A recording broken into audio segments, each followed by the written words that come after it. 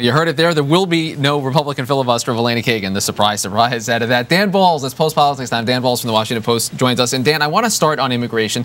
President giving a speech, actually the first speech he's given as president, focused on the immigration issue, calls again on Congress to act. Does anyone think that there's any likelihood of action? No, I don't think anybody thinks that, and I'm sure President Obama is well aware of that. This was a speech in which he outlined the problem very succinctly, but people have been doing that for many, many years. This is still such a contentious issue. It's a volatile issue politically. It is a difficult issue for both parties at this point. There is no appetite that anyone can see to really take this on this year.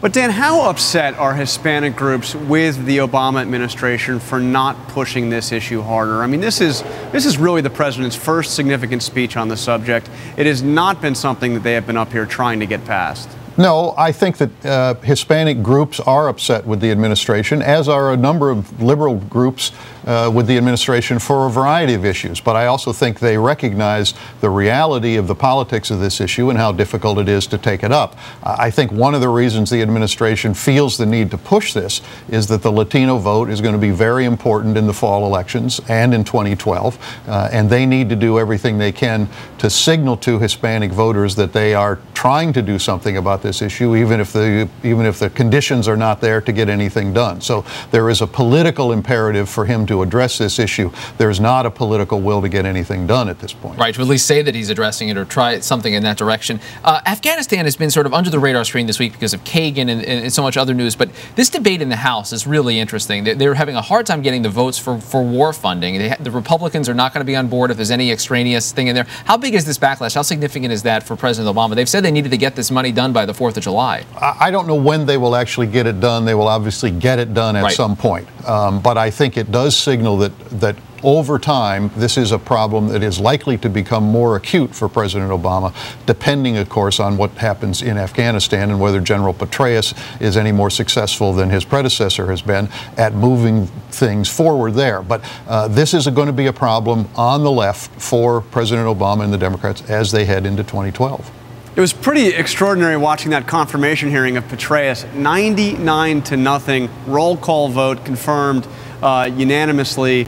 I think that kind of masked a lot of disagreement on the Democratic side of the aisle about the direction of this war. I think it did. Obviously, General Petraeus was certainly not as popular when he went into Iraq among Democrats because most Democrats were against the surge policy there.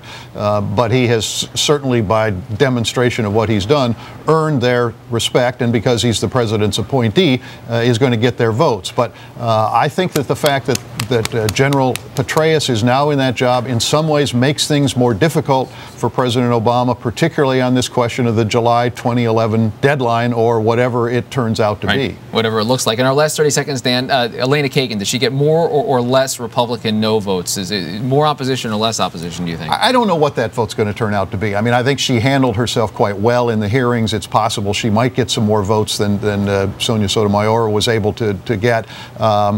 You know, they all know where she's likely to stand on the spectrum there, but I don't know where the final vote will turn out. Clearly, we need David Petraeus for the Supreme Court. I think that's obviously next. Dan Balz, it's Post Politics, Washington Post. Thanks for being here. Really appreciate it, Dan. Thank you.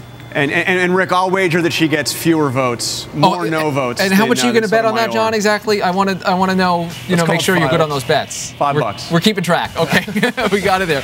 Twitter.com/TheKnow. Click on us next time. Thanks for being here. Appreciate it.